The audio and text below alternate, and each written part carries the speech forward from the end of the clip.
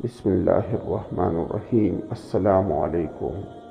تاریخ کی کتابوں میں قوم عاد دو قوموں کو کہا جاتا ہے، عادی اولا اور عادی ثانیہ، اور ان دونوں میں 100 سالوں کا فرق لکھا گیا ہے۔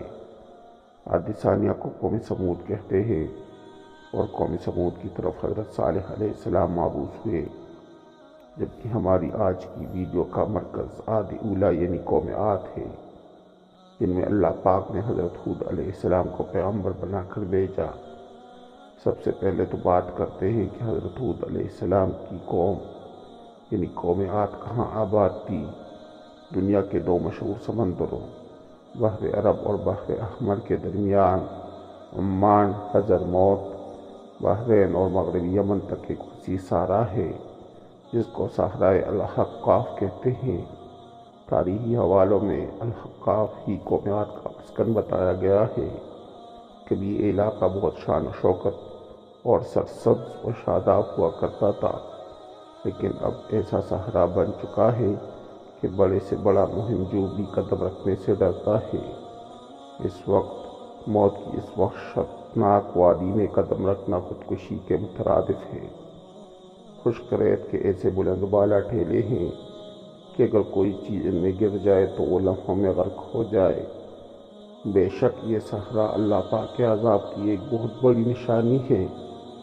کسی زمانے میں یہ علاقہ سرسبز و شاداب باغات، ٹھنڈے پانی کے چشموں، آبشاروں اور بہت اونچی عمارتوں اور قلعوں سے بھرا پڑا تھا۔ اس علاقے میں اس وقت کے دنیا کی سپر پاور قوم یعنی قوم عاد آباد تھی۔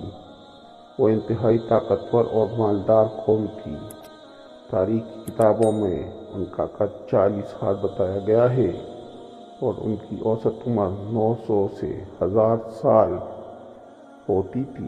اللہ نے اس جیسی قوم دوبارہ پیدا ہی نہیں کی، ایسی قوم کے جس میں کوئی بیماری نہ تھی، لوگ بڑھاپے نہ دیکھتے تھے، نہ ہاتھ پاؤں کمزور ہوتے اور نہ ہی ان کی بینائی میں فرق ہوتا تھا۔ کہا جاتا ہے کہ اس قوم کا ایک بندہ ہمارے آج کے دور کے 1000 بندوں سے اکیلا لڑ سکتا تھا۔ یعنی ایسا طاقتور قوم نہ پہلے تھی اور نہ ہی بعد میں پیدا کی گئی۔ قوم عاد کی طاقت کی ایک نمایاں خوبی یہ تھی کہ اگر کوئی مرد عورت کے ساتھ ایک دفعہ ہم بستری کر لیتا تو وہ عورت ایک ہی بار میں حاملہ ضرور ہو جاتی تھی۔ اسی خوبی کی وجہ سے وہ قوم بہت پھیل گئی تھی۔ اللہ پاک قرآن مجید فرقان حمید میں فرماتا ہے، ان جیسی کوئی قوم اور ملکوں میں پیدا نہیں کی گئی۔ ہود علیہ السلام کو یاد کرو جبکہ اس نے اپنی قوم کو احقاف سے میں ڈرایا۔ اس آیات میں قوم عاد کے مسکن احقاف کی بھی تصدیق ہوتی ہے۔ قوم عاد میں 13 قبیلے تھے۔ حضرت علامہ جلال الدین سیوطی لکھتے ہیں کہ قوم عاد ایک طاقتور، بہادر اور بت پرست قوم تھی۔ قوم عاد ہی وہ قوم تھی جس نے طوفان نوح کے بعد سب سے پہلے بت کی پوجا شروع کی تھی۔ بت پرستی میں پڑنے کے بعد اس قوم نے کفر و شرک، ظلم کی حدیں پار کر دی۔ معاشی لحاظ سے وہ قوم ایک سپر پاور تھی، لیکن پھر انہوں نے پتھر کے خدا بنا لیے اور گمراہی، جہالت، بے حیائی، جھوٹ، زنا جیسے گناہوں میں ڈوب گئے۔ وہ لوگ جب کسی غیر عورت سے زنا کرتے تو زنا کرتے ہی اس عورت کو مار دیتے تھے۔ انہی بدعمالیوں کی وجہ سے اللہ پاک نے انہی میں سے اپنے نیک بندے حضرت ہود علیہ السلام کو پیغمبر مبعوث فرما دیا۔ ارشاد باری تعالیٰ ہے، اور ہم نے قوم عاد کی طرف ان کے بھائی ہود علیہ السلام کو بھیجا۔ انہوں نے کہا، بھائیو، اللہ ہی کی عبادت کرو، اس کے سوا تمہارا کوئی معبود نہیں، کیا تم ڈرتے نہیں؟ تو ان قوم کے سردار جو کافر تھے کہنے لگے، تم ہمیں کم عقل نظر آتے ہو اور ہم تمہیں جھوٹا خیال کرتے ہیں۔ پھر ہم نے ہود علیہ السلام کو اور جو لوگ ان کے ساتھ تھے ان کو نجات بخشی، اور جنہوں نے ہماری آیات کو جھٹلایا تھا ان کی جڑ کاٹ دی، اور وہ ایمان لانے والے تھے ہی نہیں۔ حضرت ہود علیہ السلام مسلسل 50 سال تک اپنی قوم کو وعظ و نصیحت کرتے رہے۔ لیکن ان کی قوم جہالت میں ایسی ڈوبی تھی کہ وہ اپنے پیغمبر کی باتوں پر کان نہ دھرتے تھے۔ قوم عاد کے دو قبائل کلمان اور ہلجان ایسے تھے کہ جن کے پاس پوری قوم کی سرداری اور حکمرانی تھی۔ جب حضرت ہود علیہ السلام مبعوث ہوئے تو کلمان قبیلے نے آپ کی مخالفت کی، لیکن قبیلے ہلجان حضرت ہود علیہ السلام کی دعوت حق پر لبیک کہتے ہوئے ایمان لے آیا، اور اسی طرح حضرت ہود علیہ السلام کی طاقت میں اضافہ ہو گیا، اور لوگ جو آپ کی جان کے دشمن بنے ہوئے تھے وہ سب قبیلے ہلجان کی وجہ سے حضرت ہود علیہ السلام سے دور ہو گئے۔ اس قبیلے کے علاوہ کوئی بھی حضرت ہود علیہ السلام پر ایمان نہ لایا، بلکہ وہ سب قوم حضرت ہود علیہ السلام کو جھوٹا کہہ کر پکارتے تھے، جسے قرآن کریم نے یوں بیان کیا ہے۔ نبی علیہ السلام نے دعا کی کہ اے پروردگار، انہوں نے مجھے جھوٹا کہا ہے، پھر تو میری مدد فرما۔ اللہ نے اپنے نبی علیہ السلام کی فریاد کے جواب میں فرمایا، اے نبی علیہ السلام، یہ بہت جلد اپنے کیے پر پچھتانے لگیں گے۔ اللہ تعالیٰ نے نبی علیہ السلام کی دعا قبول فرمائی اور قوم عاد پر عذاب کی ابتدا ہو گئی۔ بادلوں کے فرشتے کو حکم دیا کہ اب بارش نہ برسائی جائے۔ چشموں کے فرشتے کو حکم دیا کہ ان کے ٹھنڈے، میٹھے اور شفاف پانی سے لبریز چشموں اور آبشاروں کو خشک کر دو۔ چنانچہ دیکھتے ہی دیکھتے ان کے سرسبز و شاداب کے تو کلیان سوکھنے لگے اور مویشی مرنے لگے، یہاں تک کہ لوگ پینے کے پانی تک کو ترسنے لگے۔ کثیر تعداد میں پیدا ہونے والے پھل اور اناج ناپید ہو گئے۔ پوری قوم سالی کا شکار ہو کر بدحال اور پریشان ہو گئی۔ یہ سلسلہ مسلسل 3 سال تک جاری رہا۔ حضرت ہود علیہ السلام سے اپنی قوم کی یہ پریشانی دیکھی نہ جاتی تھی۔ آپ علیہ السلام بہت افسردہ اور پریشان رہتے، اور پھر ایک دن انہوں نے اپنی قوم سے فرمایا، اے میرے قوم کے لوگو، تم اپنے پالنے والے سے بخشش مانگو، اس کے آگے توبہ استغفار کرو، وہ تم پر آسمان سے موسلادھار بارش برسائے گا اور تمہاری طاقت و قوت میں اضافہ فرمائے گا، اور دیکھو گناہگار بن کر روگردانی نہ کرو۔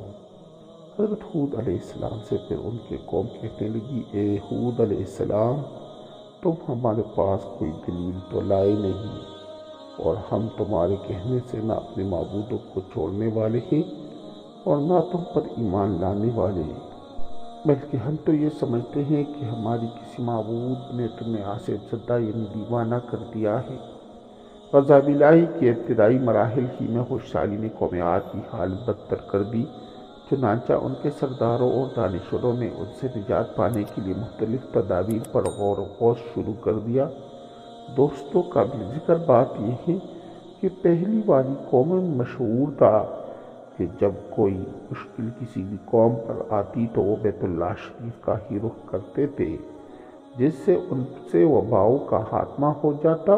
قوم عاد کے بزرگوں نے بھی فیصلہ کیا بیت اللہ جایا جائے، چنانچہ 90 افراد پر مشتمل ایک وفد حجاز مقدس کی طرف روانہ ہوا۔ مکہ مکرمہ میں اس وقت قوم عمالقہ کی حکومت تھی اور ان کا سردار جرار بن طارق تھا۔ کہا جاتا ہے کہ جرار بن طارق کی بیوی قوم عاد میں سے تھی، اس لیے جیسے ہی قوم عاد کا وفد مکہ شریف پہنچا تو جرار اور اس کی بیوی نے ان کی بہت خدمت کی اور شراب و شباب کے محافل کا انعقاد کیا گیا۔ حضرت امام طبری نے لکھا ہے کہ تقریباً 1 ماہ تک وہ وفد اپنے مقصد سے غافل ہو کر رقص و سرور کی محفلوں میں مشغول رہا۔ پھر ایک دن جرار بن طارق نے اپنی رقاصہ اور گانے والیوں کے ذریعے سے اشعار میں ان کو یاد کروایا کہ وہ کس مقصد سے حجاز مقدس میں آئے بیٹھے ہیں۔ پھر انہیں ہوش آیا تو یہ لوگ بیت اللہ پہنچے اور رو رو کر اللہ پاک سے بارش کی دعائیں کرنے لگے۔ ایک دم سے کالے بادل چھا گئے۔ قوم کے عاد کے لوگ خوش ہو گئے کہ ہماری دعا قبول ہوگی اور بارش ہونے والی ہے، چنانچہ انہوں نے تیاری کی اور اپنے علاقے احقاف کی طرف نکل پڑے۔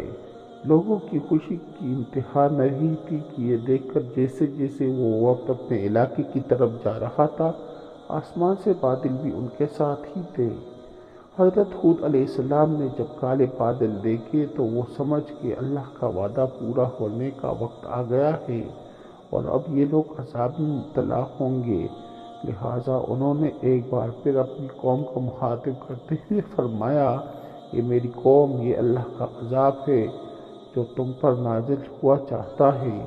پھر انہوں نے اللہ تعالیٰ کا فرمان انہیں سنایا، نہیں بلکہ دراصل یہ ابرو عذاب ہے جس کی تم جلدی کر رہے تھے، یہ ہوا کا طوفان ہے جس میں دردناک عذاب چلا آ رہا ہے جو اپنے رب کی طرف سے ہر چیز تباہ کر ڈالے گا۔ مگر ان بادلوں کو دیکھ کر جب قوم عاد نے توبہ نہ کی، حضرت ہود علیہ السلام اپنے ماننے والے ساتھیوں کو لے کر عطیرہ نامی بستی کی طرف ہجرت کر گئے، جہاں پر اللہ نے ان سب کو محفوظ رکھا۔ بس حضرت ہود کی ہجرت کے دیر تھی کہ کالے بادل اور سیاہ ہوتے گئے اور کالا طوفان آ گیا۔ قرآن کریم میں ہے کہ اللہ نے تیز آندھی کا یہ عذاب 7 راتوں اور 8 دنوں تک مسلسل جاری رکھا۔ آندھی نے کسی ایک کو بھی باقی نہ چھوڑا، یہ ہر ایک کے پاس پہنچ گئی۔ غاروں کے اندر، پہاڑوں کی گھاٹیوں اور چوٹیوں، گھروں، محلات، قلعوں کے اندر سب کو فنا کر ڈالا، یہاں تک کہ احقاف کا سارا علاقہ صحرا میں بدل گیا اور سارے لوگ محلات ریت میں دفن ہو گئے۔ نبی کریم صلی اللہ علیہ وآلہ وسلم نے فرمایا کہ وہ آندھی جس کے ذریعے قوم عاد ہلاک کی گئی، اللہ نے ان پر انگوٹھی جتنی جگہ کی مثل ہوا کھولی تھی۔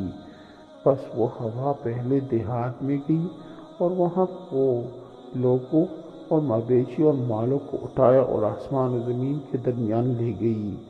حدیث شریف میں آتا ہے کہ اماں عائشہ صدیقہ رضی اللہ تعالیٰ عنہا نے حضور صلی اللہ علیہ وآلہ وسلم سے پوچھا، یا رسول اللہ صلی اللہ علیہ وآلہ وسلم، لوگ تو بادل دیکھ کر خوش ہوتے ہیں کہ اب بارش ہوگی، لیکن آپ صلی اللہ علیہ وآلہ وسلم کے چہرے پر اس کے برعکس تشویش کے آثار نظر آتے ہیں۔ آپ صلی اللہ علیہ وآلہ وسلم نے فرمایا، عائشہ رضی اللہ تعالیٰ عنہا، اس بات کی کیا ضمانت ہے کہ اس بادل میں عذاب نہیں ہوگا؟ جبکہ ایک قوم ہوا کے عذاب سے ہلاک کر دی گئی۔ اس قوم نے بھی بادل دیکھ کر کہا تھا، یہ بادل ہیں جو ہم پر بارش برسائے گا، اس لیے جب بھی بادل دیکھے تو یہ دعا کیا کرے، یہ اللہ پاک، میں اس بادل میں جو پہر کا طالب ہوں اور جو شخص اس میں موجود ہے، میں اس سے تیری پناہ مانگتا ہوں۔ اللہ پاک سے دعا ہے کہ وہ ہم پر اپنا کرم اور فضل فرما کر ہمیں اپنے بزرگیدہ بندوں میں شامل فرما دے، آمین یا رب العالمین۔ معزز ناظرین کرام، اگر آپ لوگوں کو میری ویڈیو اچھی لگی ہو تو میرے چینل کو سبسکرائب کریں، اس ویڈیو کو لائک کریں اور دوستوں کے ساتھ شیئر کریں۔ آپ لوگوں کا بہت شکریہ۔ والسلام۔